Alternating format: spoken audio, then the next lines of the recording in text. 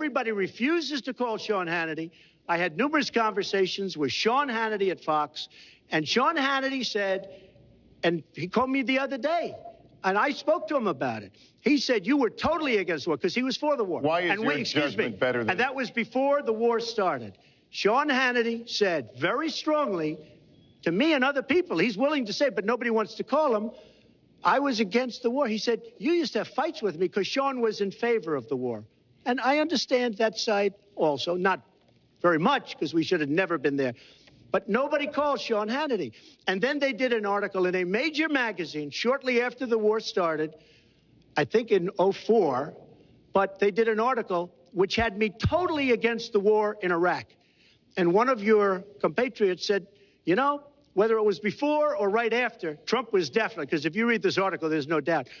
But if somebody, and I'll ask the press, if somebody would call up Sean Hannity, this was before the war started, he and I used to have arguments about the war. I said it's a terrible and a stupid thing. It's going to destabilize the Middle East, and that's exactly what it's done. It's been a disaster. My reference was to what you had said in 2002, and my question was, why is your judgment any different than Mrs. Clinton? Well, I have much better judgment than she does. There's no question about that. I also have a much better temperament than she has.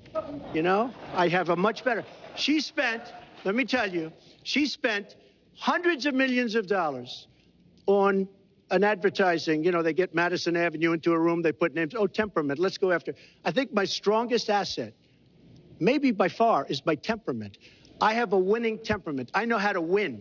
She does not know how to win. Clinton. Wait, the AFL-CIO the other day, behind the blue screen, I don't know who you were talking to, Secretary Clinton, but you were totally out of control. I said, there's a person with a temperament that's got a problem. Secretary Clinton. Woo, okay.